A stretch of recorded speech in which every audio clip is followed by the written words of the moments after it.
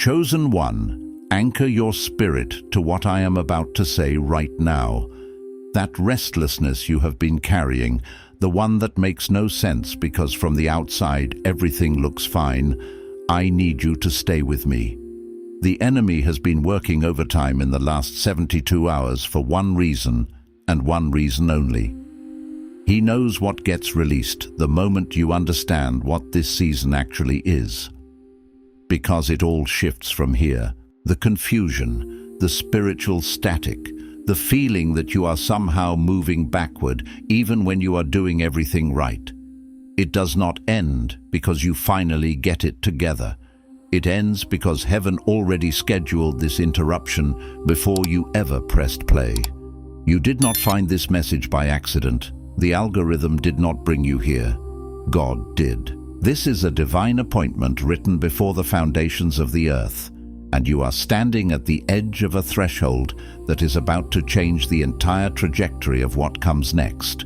Stay until the very last second of this message, because in the next few minutes, I am going to show you the exact reason your spirit has been unsettled, even when your circumstances give you no logical reason to feel that way. I am going to walk you through the divine audit of what is actually being removed from your life and why. And at the end, I am going to give you the declaration that closes the door on confusion and locks you into your true assignment permanently. Do not click away. Your future self is begging you to finish this, because if you leave before the verdict, you will keep misreading this season as punishment when it is actually the most precise realignment of your entire life. I know what the last 72 hours have felt like. Not chaotic necessarily, not falling apart in the obvious ways, just heavy in a way you cannot explain to anyone else, like the atmosphere around you shifted and nobody else noticed. Maybe you have been going through the motions this week, showing up, performing, producing, doing what is required, but behind closed doors you sit in the silence and feel a hollow distance between where you are and where you know you are supposed to be. Or maybe you woke up at 3 hours in the morning this week and just lay there staring at the ceiling with a feeling so deep in your chest it felt less like anxiety and more like longing, like something inside you is grieving a version of your life you have not even lived yet. You feel like you are outgrowing things. Conversations that used to feel comfortable now feel like wearing clothes that no longer fit. Rooms that used to energize you now drain you. People you love, genuinely love.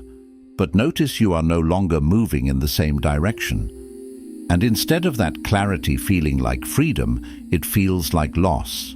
You feel spiritually restless, disconnected from purpose, pulled towards something you cannot yet name. And in that suspended space, in that tension between what was and what has not yet arrived, the enemy has planted a very specific lie. Listen to your thoughts right now. He is telling you that the restlessness is a warning sign, that you feeling out of place is evidence you made the wrong choices, that the relationships fading and the doors closing are God withdrawing his favor because somewhere along the way you moved too far from what he had for you. He is replaying that moment. Maybe the moment you walked away from something you once called your purpose. Maybe the season you went quiet spiritually, stopped pressing in, stopped believing as fiercely as you once did. Maybe the relationship you let go, the opportunity you did not take, the version of yourself you abandoned somewhere in the middle of trying to survive. The accuser is telling you that the distance you feel right now is the consequence of that moment, that you are circling back through a wilderness you should have been done with already. But I need you to hear what the word actually says about this moment. Isaiah 43:18-19 says, "Forget the former things, do not dwell on the past. See, I am doing a new thing. Now it springs up. Do you not perceive it? I am making a way in the wilderness and streams in the wasteland." Listen to that. God is not asking you to figure out what went wrong. He is not asking you to trace back through your failures to locate the source of this tension. He is telling you to stop looking behind you, because what is forming in front of you requires your full attention. The way is already being made. The streams are already being cut through the dry ground. But you will miss it entirely if you spend this season convinced you are being disciplined instead of directed. This is not punishment. This is precision. The heaviness you feel is not the weight of God's disappointment. It is the weight of a season completing. It is the pressure of a chrysalis, the tension right before the form breaks open into something it could not have been earlier. The relationships fading are not losses. They are releases. The doors closing behind you are not God locking you out. They are God ensuring you cannot go back to what would have capped your ceiling. You are not starting over. You are being repositioned. And that moment when you went quiet, when you stepped back, when you stopped striving the way you used to strive, the enemy called that weakness. God called that obedience. Because you finally stopped running ahead of the assignment and stood still long enough for heaven to catch up to where you were standing. That was not a detour. That was the direction. And now that you understand what this season is, now that you can begin to see it for what it actually is, bathed in the pure light of divine intention, rather than the distorted, fear-laden narrative the enemy convinced you it was, something else, something profoundly important, needs to be addressed.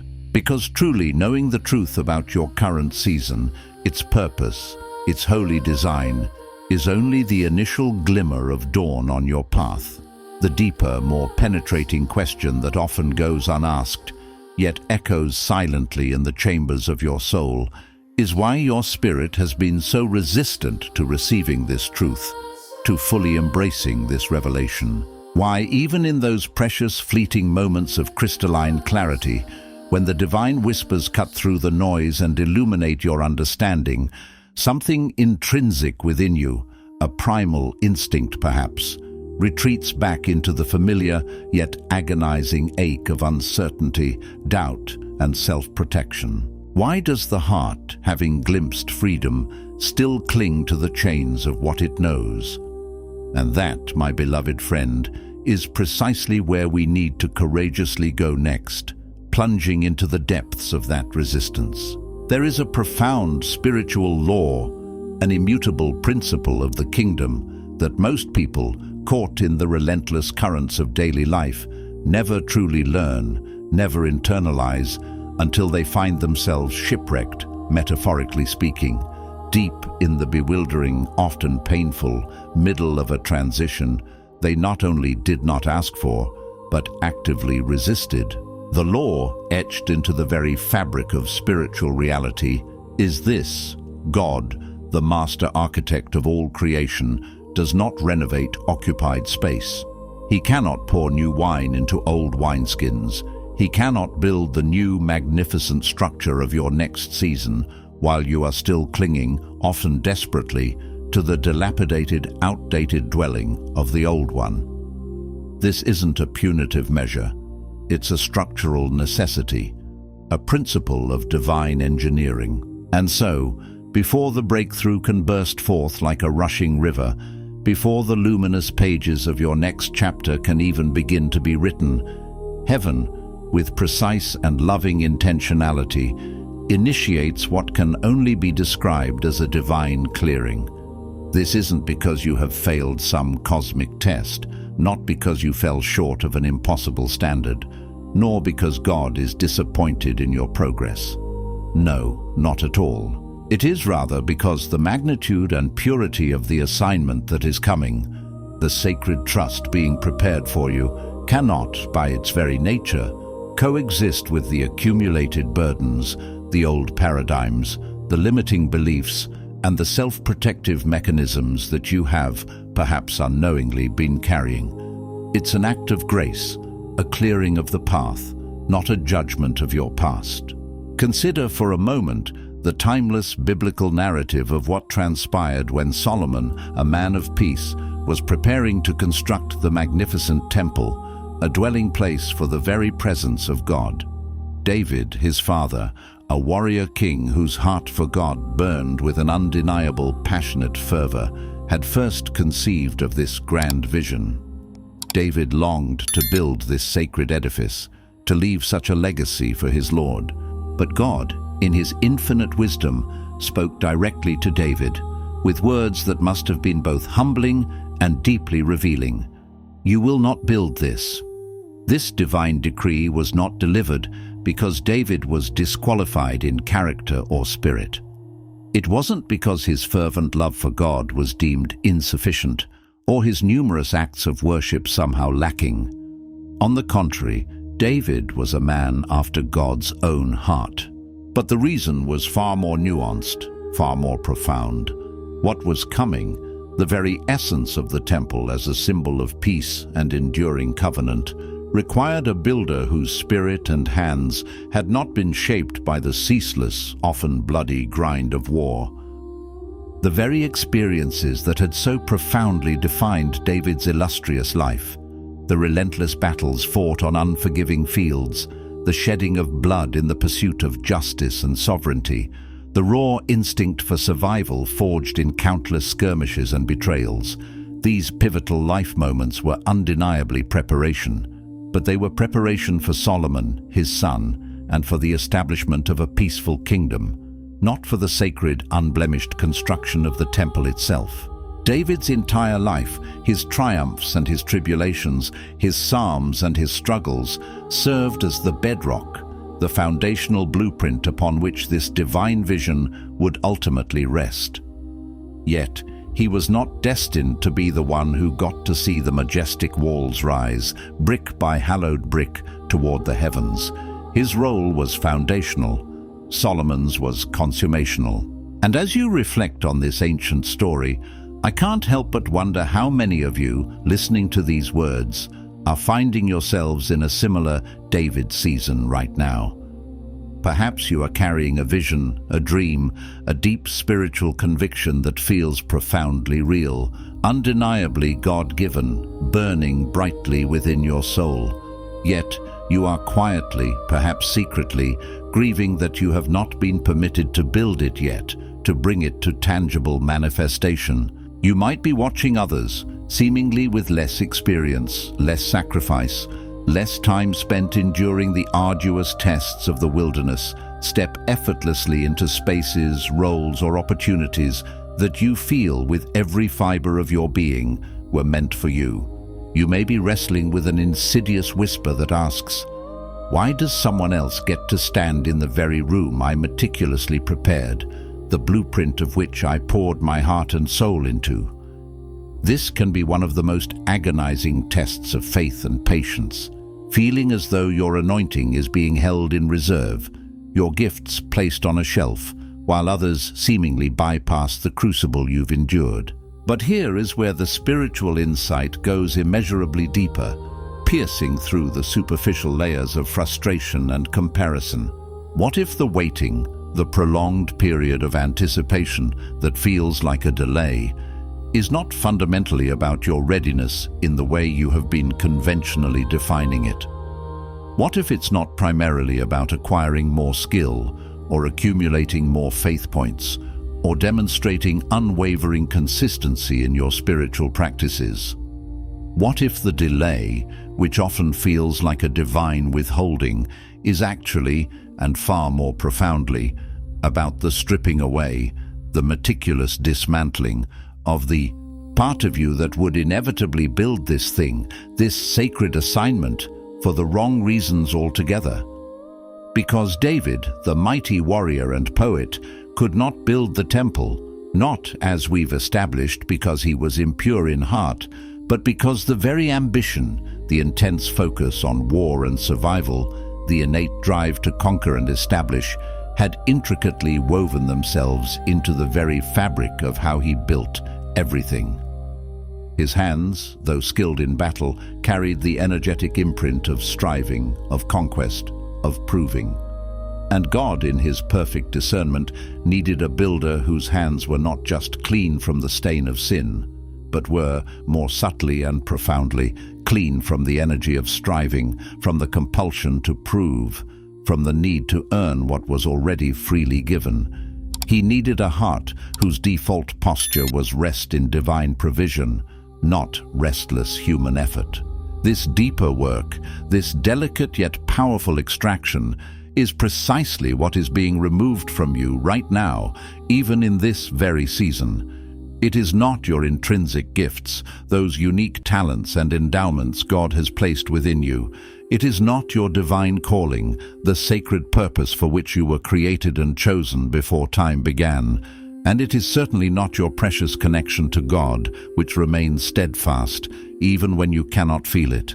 No, what heaven is meticulously, lovingly, and sometimes painfully extracting is the striving, that relentless inner drive to achieve, to perform, to hustle for your worth. It's the building to prove a point, to silence critics, to validate your existence. It's the showing up to be seen, to garner applause, to earn recognition. It's the performing the assignment, not purely out of love and obedience, but so that the assignment itself would, in turn, validate your inherent worth, affirm your belonging, and quiet the inner insecurities that whisper you are not enough. Heaven is precisely extracting the part of you that needed the breakthrough, the manifestation, the success, to feel chosen, to feel accepted, to feel loved. Because the profound, unshakable truth, etched into your very being, is that you were chosen, affirmed and loved, intrinsically and unconditionally, before the breakthrough was ever conceptualized, before it was ever written into the grand unfolding tapestry of your story. Your worth is not a prize to be won, it is a gift you already possess. And this profound inner work leads us directly to something that most people, even those deeply committed to their spiritual journey, miss entirely. The persistent, nagging feeling that has recently manifested as spiritual disconnection, that perplexing flatness in your once vibrant worship, the deafening silence that seems to permeate your once intimate prayer closet, the pervasive sense that heaven feels profoundly distant and unresponsive, even when you are diligently doing everything you were taught to do, every prescribed religious act. This is not, I repeat, this is not God withdrawing from you. This is not heaven turning its back. Instead, this is God, in His infinite wisdom and relentless love, refusing to meet you in the shallow end of your faith anymore. You, like many, have perhaps been wading in the same familiar, comfortable, yet ultimately limiting waters for so long that the predictable feel of it, the mere routine, has subtly and insidiously become a substitute for genuine, transformative depth. And that pervasive silence you perceive, that spiritual void, is not an absence of God's presence. Quite the opposite. The silence, though initially disorienting and uncomfortable, is a sacred, profound invitation. It is God, the boundless ocean of all being, saying with gentle yet firm resolve, I am no longer going to be found precisely where you keep looking, in the predictable and the comfortable. Come further in. Launch out into the deep with me. Peter, the passionate, impulsive fisherman who would become the rock of the early church, understood this pivotal truth through direct, lived experience. When he and his weary companions had toiled throughout the entire night, casting their nets again and again, catching nothing but empty air and the cold dawn, Jesus did not merely appear on the shore and offer to fix the methods Peter was already exhaustively employing. He did not suggest a more efficient technique for netting fish in the familiar, shallow waters where Peter was an undisputed expert. No. Jesus, with a profound and simple command that defied all logic and experience, said, launch out into the deep. And the ensuing miracle, the overflowing catch that threatened to break their nets and sink their boats, was not merely a consequence of the new geographical location. The true, deeper miracle was in the profound act of obedience itself, the audacious faith that required Peter to move past the very place where he felt competent, where his experience, his skill, and his rational understanding were his guiding lights. Because in the familiar shallow waters, Peter could confidently trust his own hard-earned expertise, his years of maritime knowledge, his physical prowess. But in the deep, vast, unpredictable waters, stripped of all familiar anchors, all he had left, the only thing holding him, was the pure, unadulterated, authoritative word of Christ. That radical shift from self-reliance to divine reliance was the true breakthrough. And make no mistake, my friend, that is precisely where you are standing in this very moment. You are being asked by the loving hand of the divine to courageously move past the place where your accumulated experience, your past successes, your meticulously catalogued failures, your carefully constructed understanding of how things should work are enough to sustain you. You are being called to move past the place where your track record, your impressive resume of spiritual accomplishments or endurance still gives you a false sense of confidence or security.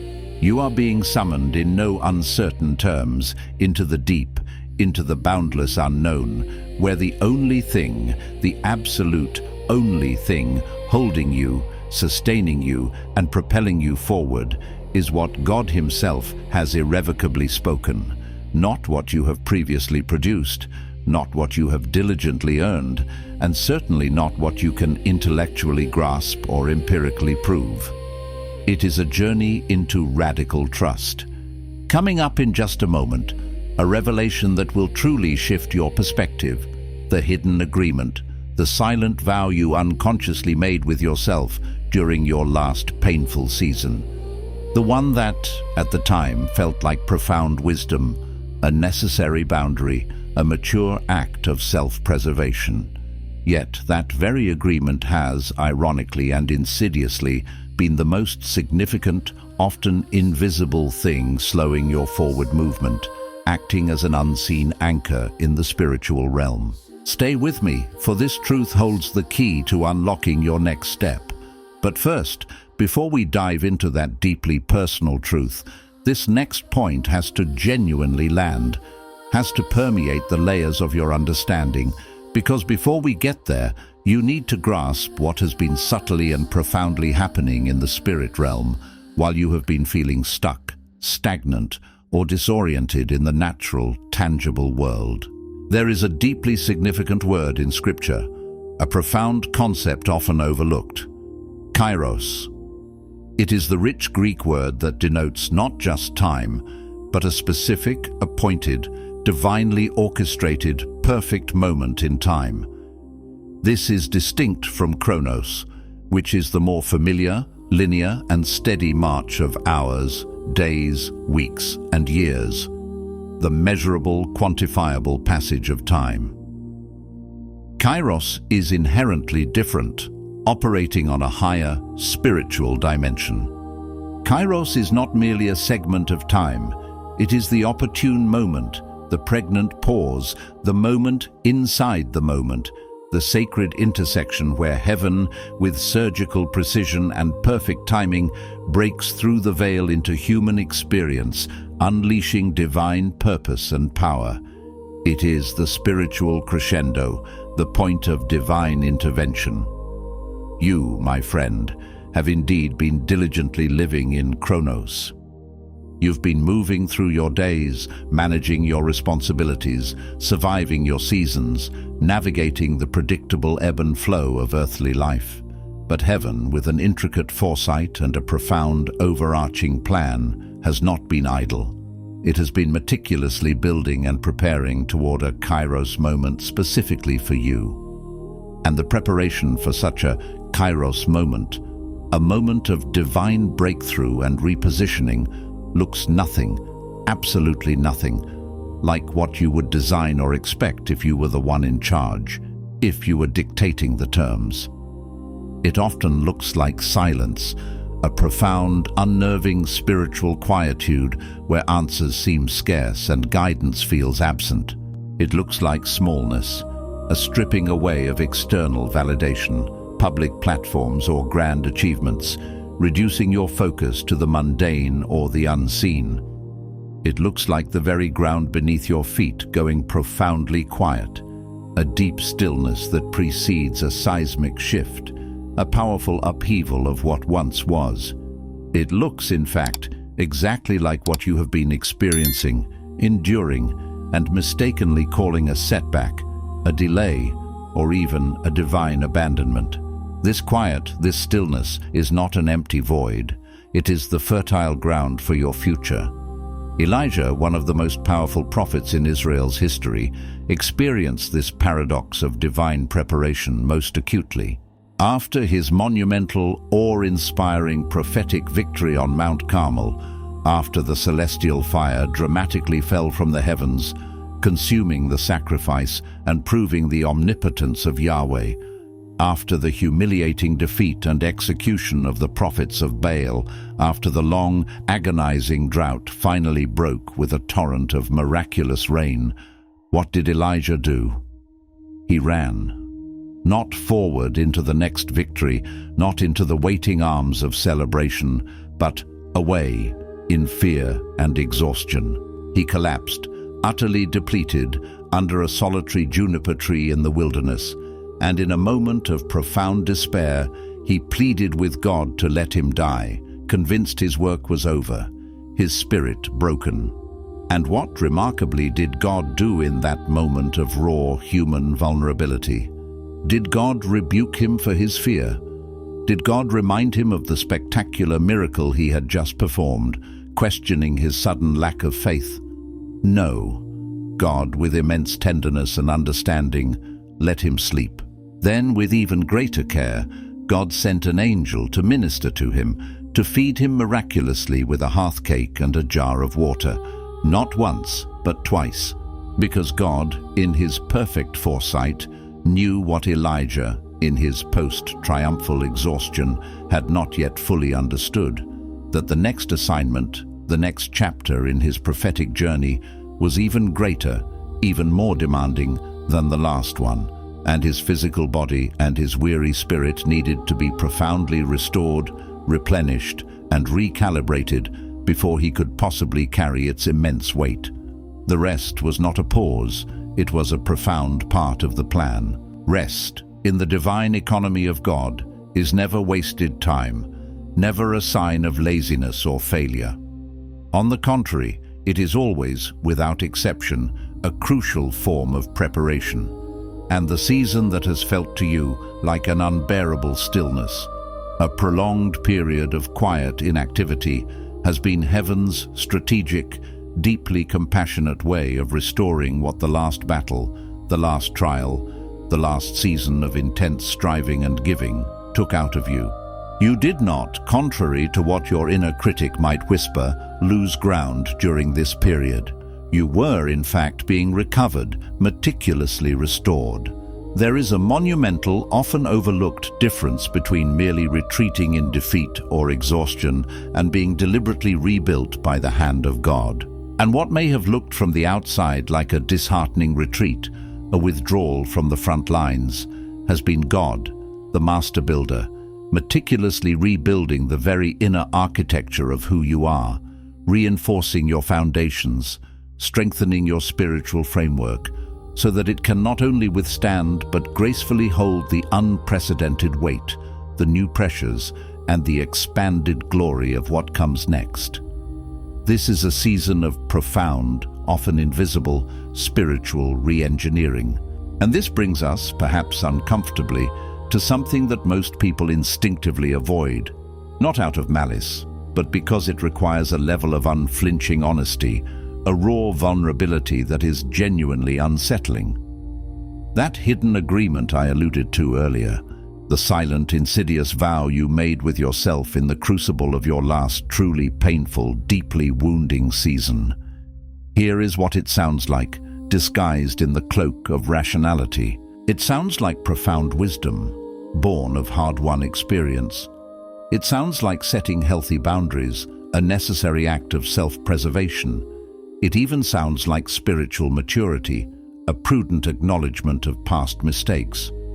But underneath these seemingly virtuous justifications, at its very root, it is a binding vow, a sacred oath you took with yourself in a moment of profound hurt. It sounds something like this, echoing in the quiet chambers of your heart. I will not trust that completely again. I will not open that door again, not to that specific dream, that kind of vulnerability, that depth of expectation. I will not believe for that specifically again, because the last time I did, the last time I dared to hope with such abandon, it cost me more than I knew how to carry. It shattered me in ways I didn't think I could recover from. And so, in the aftermath of that pain, you adapted. You learned out of a fierce, self-protective instinct to believe in a smaller, safer, more manageable version of what God could do in your life, for your life. Not because you ceased to believe in God Himself. You never stopped that. Your faith in His existence and His general goodness remained intact. But you quietly, perhaps imperceptibly, stopped believing that God would do the specific thing, the audacious, heart-wrenching, vulnerable thing your heart has been too afraid to even name out loud, too scared to truly desire again. You learned, as a survival mechanism, to be grateful for what you had without ever truly being expectant for what could be. You learned to worship God with heartfelt praise, but without the bold, specific petition that once flowed freely from your spirit. You learned to trust God in a general, overarching sense, trusting His sovereignty, His goodness, His eternal plan, while simultaneously, unconsciously, protecting yourself from trusting Him in a particular, vulnerable, deeply personal way that could, once again, expose your heart to potential pain. This subtle shift built an invisible wall. That vow, that unspoken, deeply ingrained agreement you made with yourself in the midst of your profound grief and disillusionment, is the ceiling that now limits your spiritual altitude, the invisible barrier that prevents the full influx of heaven's provision. That very agreement is the exact thing heaven is now lovingly, yet insistently, asking you to courageously surrender, to willingly lay down. Because the assignment that is coming, the next chapter of your divine purpose, requires a version of you that can believe for the impossible again, not merely theoretically, as a theological concept to be affirmed, not just generally, as something God might do for someone else, but personally, specifically, with your name, your deepest desires, and your most vulnerable hopes attached directly to it.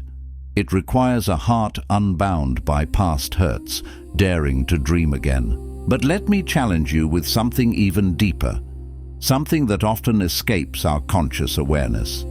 Because even if you have heard this kind of message before, even if you have come close to this sacred moment of surrender, feeling the truth resonate within you, something profound has subtly yet persistently kept you from fully crossing over that threshold, from stepping into the complete freedom of that surrender. And here is what I have observed, time and again, in countless spiritual journeys. Most people, when faced with this inner resistance, think the barrier is primarily doubt. They believe that if they could just muster more faith, believe harder, pray longer, fast more consistently, if they could just try harder. In some spiritual discipline, the breakthrough would finally come, the dam would break. But that, my friend, is not what has been truly standing between you and your next, between your present reality and your promised future. The deepest, most insidious barrier is not, fundamentally, doubt about God's ability, His willingness, or His love. The true, often hidden barrier is shame about yourself. Deep underneath the spiritual questions that swirl in your mind, underneath the complex theological wrestling you may engage in, underneath the persistent wondering why the answer has not yet manifested or why the promise seems delayed, there resides a quiet, persistent, yet profoundly crippling belief that you are the variable. that God in his infinite power is undeniably able, but that you are somehow the inherent reason it has not happened yet. That somewhere in the intricate tapestry of your personal story, in your past choices, in the flaws of your character, in your secret life that only heaven has intimately witnessed, you have inadvertently, irreparably disqualified yourself from receiving, from truly embodying, the fullness of what was originally written for you in the scrolls of divine destiny. This belief, this quiet conviction of your own unworthiness, is the true enemy of your progress. And that precisely is the insidious lie the accuser, the enemy of your soul, has been strategically deploying, not as a thunderous shout that you would immediately recognize and rebuke, but as a subtle, persistent, almost imperceptible whisper. Because he intimately knows that if he shouts his accusations, if he brings them into the light, you possess the spiritual authority and discernment to rebuke them outright, to expose them for the falsehoods they are. But if he can manage to get that lie to subtly settle into your subconscious assumptions about yourself, if he can weave it into the very fabric of your self-perception, it will work its destructive magic from the inside out, silently eroding your foundation. It will cause you to shrink back, to hesitate, every single time you are on the verge of stepping forward into your calling, into your next. It will compel you to qualify your prayers, to temper your petitions, to lower your expectations before you even dare to articulate them to heaven.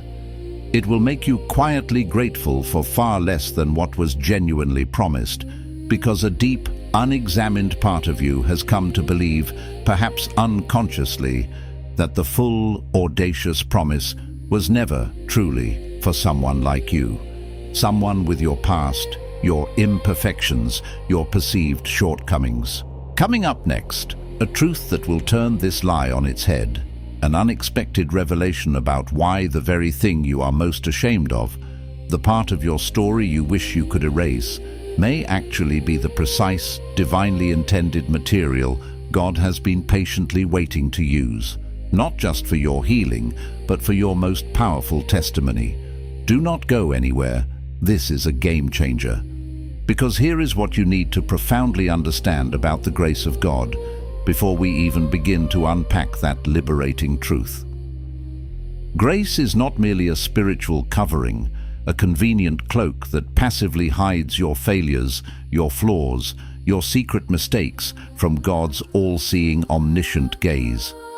Let's be unequivocally clear, God sees everything. He always has, from the very beginning of your existence, in the depths of your heart and the expanse of your timeline. There is no hiding from him. Grace, true divine grace, is far more active, far more potent, far more transformative than a mere covering.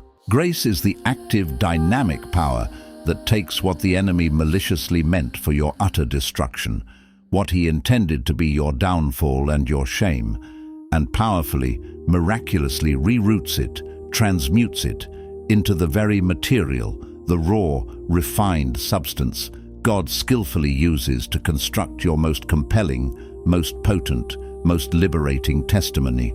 Your perceived worst chapter, the one stained with regret, the one you wish you could tear out of your life's book, is not, in the divine narrative, a permanent stain on your story, a mark of indelible shame. On the contrary, it is often precisely that chapter, with its raw honesty and its painful lessons, that gives your entire story its profound power, its authentic resonance, and its redemptive impact. Because no one truly gets set free.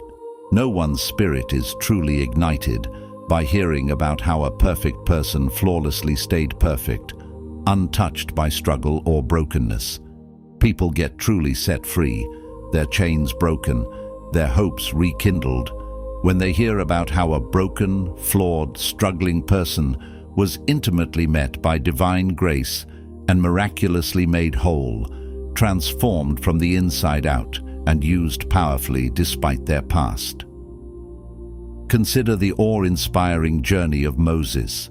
He did not lead the Israelites out of the bondage of Egypt in spite of the harrowing 40 years he spent in the barren wilderness after fleeing Egypt as a murderer, an outcast with blood on his hands. No, he led them out because of it. Because those 40 years in the scorching desert, tending to sheep, living a life of profound obscurity and humility, in constant nearness to the raw, untamed ground, those wilderness years were not merely a consequence of his past failure, a period of wasted time or divine punishment.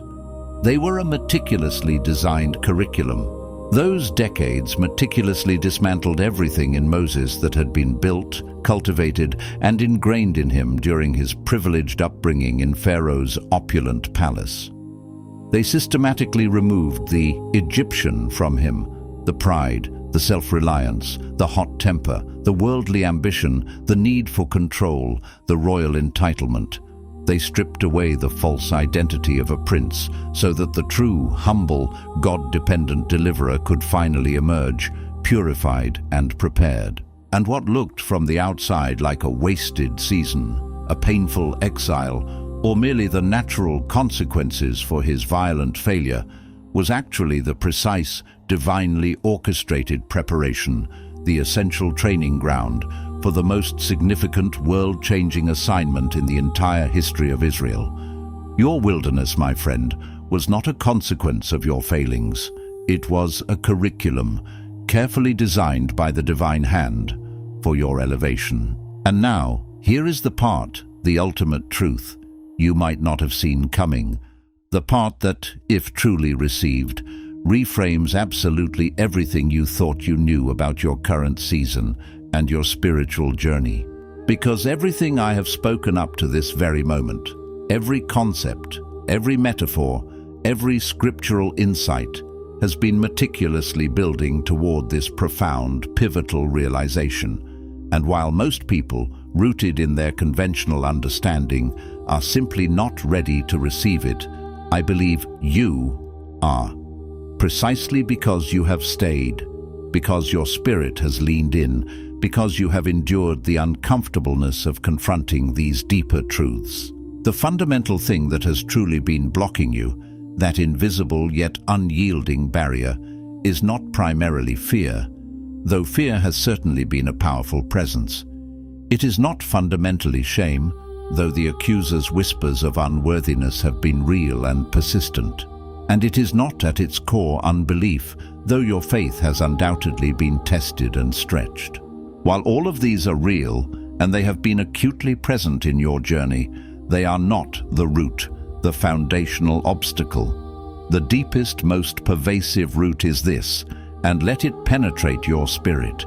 You have been waiting for permission. You have been waiting for an undeniable sign, an indisputable confirmation, a prophet's precise word, a door to swing open so obviously, so miraculously, that you would have no choice, no other option, but to walk confidently through it. You have, in essence, been asking God to make the decision so utterly clear, so utterly risk-free, that faith would not actually be required, or at least only a minimal, comfortable form of faith. And in doing so, in this quest for absolute certainty, you have subtly but profoundly confused divine preparation with spiritual paralysis. You have been so profoundly committed to not missing God, so terrified of making a misstep, that you have, ironically, stopped moving altogether, ceased all forward momentum, waiting for a clarity that faith, by its very nature, bypasses. But faith, by its very inherent nature, by its very definition, requires audacious movement before the visible evidence appears. The majestic 11th chapter of Hebrews, the Great Hall of Faith, does not recount stories of those who received what was promised and then believed. On the contrary, it explicitly says they acted on what was promised. They moved in obedience, they journeyed forth, and often they never received the full, tangible manifestation in the natural realm during their lifetime, and yet they were still counted righteous for the believing itself, for the courageous act of faith-filled movement. Abraham left his homeland. He did not know where he was going, only that God had called him. He left. Noah built an ark on dry land, an absurd proposition in a world that had never seen rain. He built.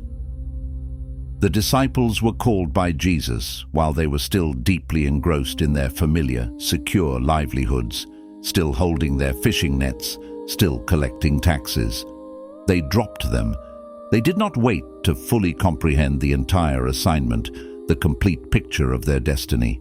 They moved toward the voice, they stepped in obedience, and the profound understanding, the deeper revelation, came to them in the walking, in the journey itself. The journey became the revelation. You, my friend, you have the voice. You have had it, echoing in your spirit, prompting your heart, for far longer than you consciously realize, far longer than you've given yourself credit for. The question, therefore, was never whether God was speaking, whether heaven was communicating its divine intentions for your life. The question, the pivotal inquiry upon which your entire next season hinges, is whether you are willing to move, to take that courageous step of obedience, before the full picture is unequivocally clear, before every detail is laid out, before every what if is answered. And the answer to that deeply personal question, that is the sturdy, unshakable hinge upon which everything else, every future breakthrough, every divine alignment, every destined opportunity swings. Your response is the lever of transformation. This, then, is precisely where the real, unadulterated transformation genuinely begins. Not in passively receiving a new, electrifying prophetic word, not in experiencing another fleeting wave of spiritual fire or emotional inspiration, but in making a clear, unshakable decision, today, in this very present moment, before you close this video, before the profound feeling of conviction inevitably fades, and before the seductive familiarity of your current circumstances pulls you, once again, back into the gravitational pull of the known, to stop waiting for absolute certainty, for a foolproof guarantee, and to start moving with deliberate intention in radical, unwavering obedience to the whisper you have already heard.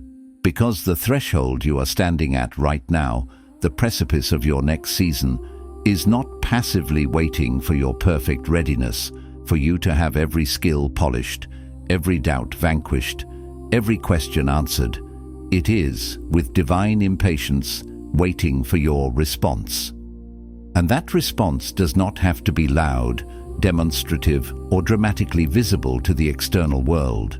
It is, fundamentally, a profound internal surrender that happens first in the quiet, sacred sanctuary of your own heart, long before it ever becomes tangibly visible, before it manifests in the natural realm. It is that precise, liberating moment when you finally stop arguing with what God has already unequivocally decided about you, about your worth, your calling, your destiny, and simply, wholeheartedly agree. You agree to His truth over your own doubts, His love over your own shame. Hear this with every fiber of your being. You are not too late. You have not missed it. The season of your life that felt like profound loss, that felt like an interminable desert, was not a deviation or a setback. It was, in the grand design of heaven, precisely the season that qualified you, prepared you, and forged you for what is coming next. The relationships that painfully faded away, leaving voids in their wake, did not signify abandonment. They strategically created the essential space, the necessary emptiness for divine connections that are perfectly aligned with your future. The doors that, with agonizing finality, closed in your face were not rejections. They mercifully removed the myriad of lesser options that would have inevitably divided your focus, diluted your energy, and detracted from your highest purpose. The profound silence you experienced, the season of stillness and waiting, did not signify absence. It meticulously created the spiritual capacity within you to hold the weight and the glory of what is to come. Everything that, from your limited human perspective, looked, felt, and tasted like subtraction was actually heaven doing a complex, divine arithmetic you could not yet see, adding profound spiritual assets by strategically removing what was no longer serving you, multiplying your inner resources by stripping back external distractions, and silently compounding the investment of your faithfulness in ways that are about to, with breathtaking suddenness, become gloriously visible in the natural world. Your alignment is not somewhere in the distant future, vaguely coming. Your alignment is here. It is a present, tangible spiritual reality that awaits your recognition and your step of faith. And the only thing left, the final crucial step, is for you to walk confidently, obediently, into it. Place your hand on your heart right now, feel the beat of life within you, and with every ounce of conviction you can muster, declare this truth with me, out loud if possible, for there is power in confession. I release the vow I made when I was hurt. I release the ceiling I set on what God could do in my life.